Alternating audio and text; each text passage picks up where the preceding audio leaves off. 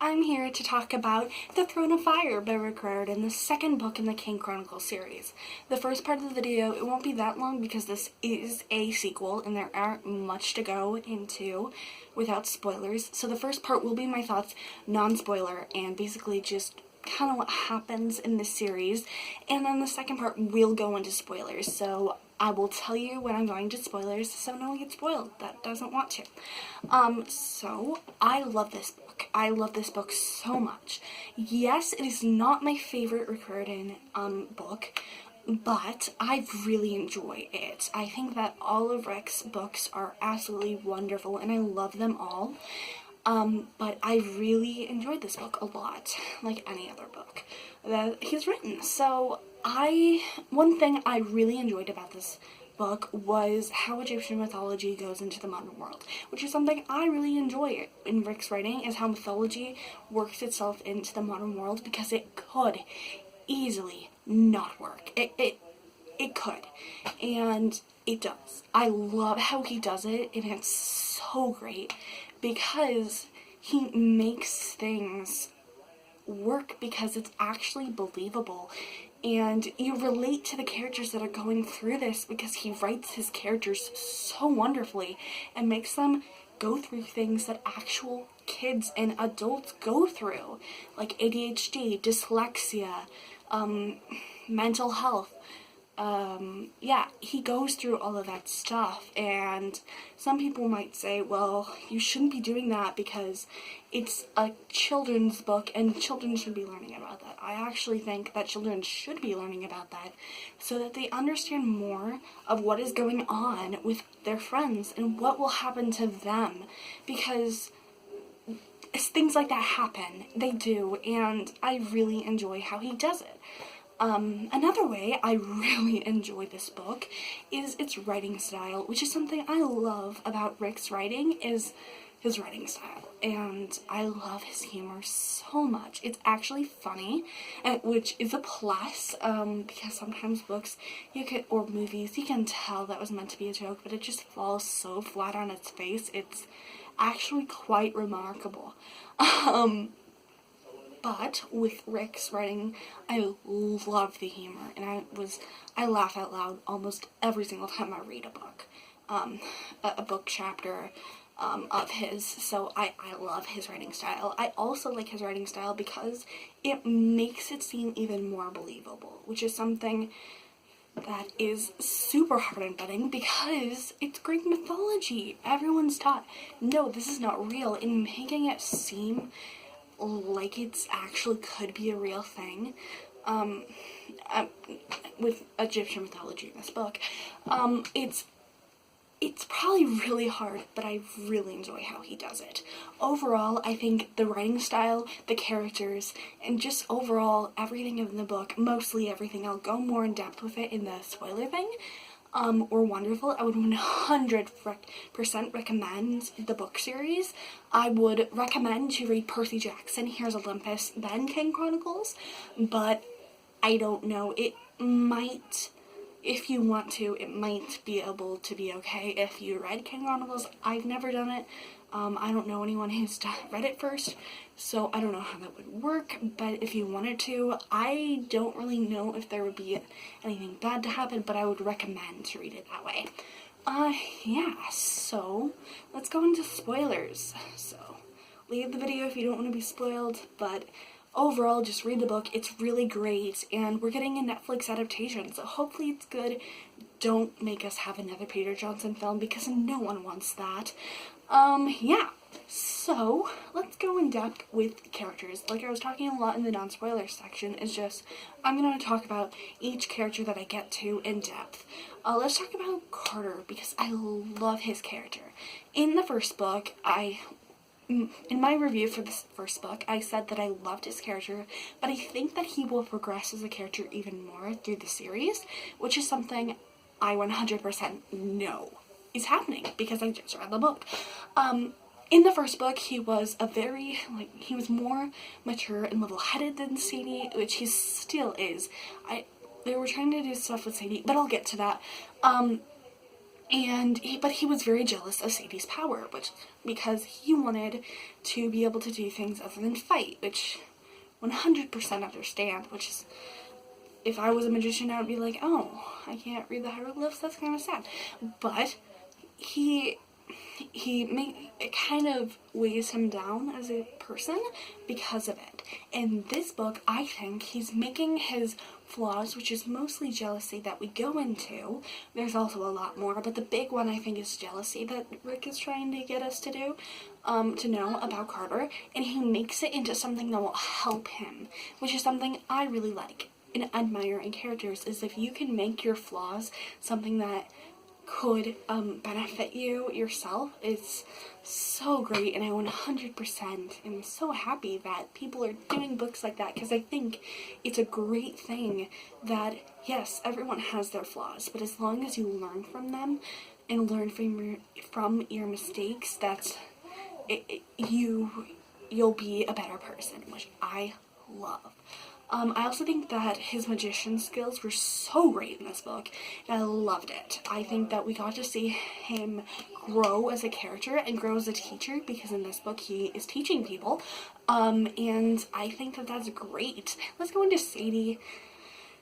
With Sadie, I dislike her. I don't think I've had a single character that Rick has written that I have like actively disliked, but I definitely dislike her more than in the first book. In the first book, she was also my favorite character, or one of my favorite characters, I should say. So I was kind of sad, because I personally think that romance can complement a story. Romance is great, and Percy and Annabeth's relationship is great. I love it. In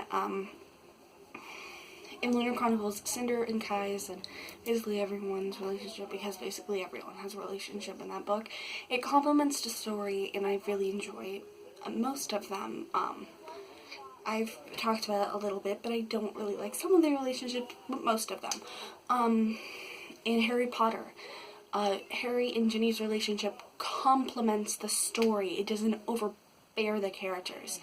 And with Sadie, I think she's way too much into like relationship stuff. I love Sadie as a sassy teenager, because we won't let them, and sometimes we are them. And I didn't really like how she went from that, which she still was a sassy teenager, which I loved.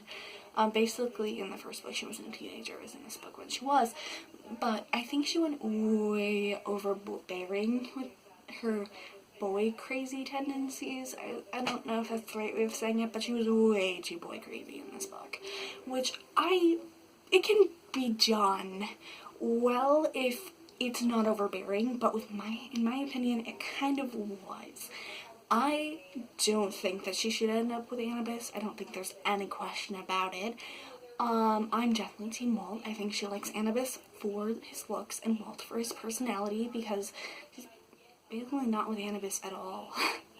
And she's like, I saw him and I got butterflies in my stomach, and I was like, but he doesn't really talk to you, and Walt does. So I like Walt a lot better, and I just love Walt. I love him so much, and if he dies, it'll be sad. I will be so sad. But I love how I loved Sadie in the first book because of her personality, and I feel like the boy crazy stuff overtook her character, but it made me kind of sad that they did that. The love triangle can be done well, but it's not my favorite trope. It's not bad though. It can be done really well in my opinion, or it could be done okay, like I think it is now. But I don't think it ruined her character for me at all. Let's go into Walt, because I love him. I love him so much. Probably my favorite character. I love him so much. Yes, and how he was willing to take his own life to help them. He was so humble. I think he's a Hufflepuff, and I love Hufflepuff's characters and Hufflepuff people. I'm a Hufflepuff, so just here's a hug for all the Hufflepuffs, because I love you guys. You're such a great house. I love Gryffindor and Slytherin and Ravenclaw too, but I think Hufflepuffs are just so nice and I love them. And I just really think that the extent he would go to help was so powerful. And when we learned about his curse of it just put my heart out of my chest, and I was like, no, no, no, don't die. He hasn't died yet. I really hope he doesn't die in the next book. I don't know, because I wouldn't be surprised if he does, though, which would be so sad. But I love him. I love his personality so much. It's just such a great personality. I think how he is like trying to be like the tough guy, but also I found that I think from my representation is he's trying to be like the tough guy, which he kind of is, but inside he's really just like anyone else, and he just wants to help, which I love characters like that. So yeah, now let's go into Jazz, a character we didn't really get much of, but another character I think I will love, because the parts that we got, I loved. Jazz is just so great. Another just wants to help people personality, and I love characters with those personalities, and with that trait. She is so kind, and I love all of that. Let's go into Bas, which is another character I didn't dislike, but he wasn't my favorite. Like, when he died, I was like, oh, that's kind of sad. But I didn't really have the emotional connection, which is something I think that Rick expected, because I think that the death was just, like, swept under the rug after it happened. But they sometimes are like, I miss Bas, but I don't really think it really had that, connection to it, and maybe it's because it happened toward the end of the book and they didn't really have time to mourn his death, but I don't really know. I personally thought that he was basically that comedic, like, person who's in charge, which I'm perfectly fine with. I think that those characters can be done really well, and I think he was done really well. It's just I didn't really have the emotional connection to him as some of the other characters. Bast was... my thoughts on her really haven't changed much. In my last video, I basically just said she was pretty cool. She wasn't my favorite, which is something I 100% agree with still. But Felix, he's a side character, but I love him. That little boy needs protected at all costs. He's Nico D'Angelo of this series, and I am scared he will go dark like Nico did. But then Nico came back, so I like him. But he just wants to play with his penguins, and I love him. I love him so much. I love Felix so much, and he deserves the whole entire world. And he's really not shown very much, but he's just a little 9-year-old, and I love him. I love him. The other side characters really weren't that prominent. They really didn't do much, but Felix really stuck out to me, and I love him. So the climax in the duo was actually done really well. I really enjoyed it. The fight with Aphius, I've heard it's said Apophis too. I really don't know how to say any of these names, but Aphius, Apophis, whatever you want to say, gave me major Kronos vibes, like it did in the first book. And Meshkovov, is that what I said it? I don't know if I'm saying that wrong. Was like, he was basically just Luke, and I loved Luke. I don't think, like, people either love Luke or hate Luke, and I really enjoyed him as a character. His actions were, he did some very bad things, but characters like that I tend to kind of like, especially when they're trying to make themselves better people. But sadly, Luke, of course, died. But I love Luke so much. And I really enjoyed Meshkabov. He was like Luke, you hate him, and then at the end of the book, you're like, I'm so sorry. You should never have had to go through that. Because I think one thing that both characters did was they got into a wrong situation, and they ended up finding out that they were unmature for doing such things, and that wasn't how they wanted to solve this problem or get into this situation in the first place. So I really enjoyed that, and like Appius literally goes into Menshkovov's, and that happens with Kronos. So like I love Kronos and Luke so much, so I didn't really have a problem with it. I was just like, oh cool, this is like that.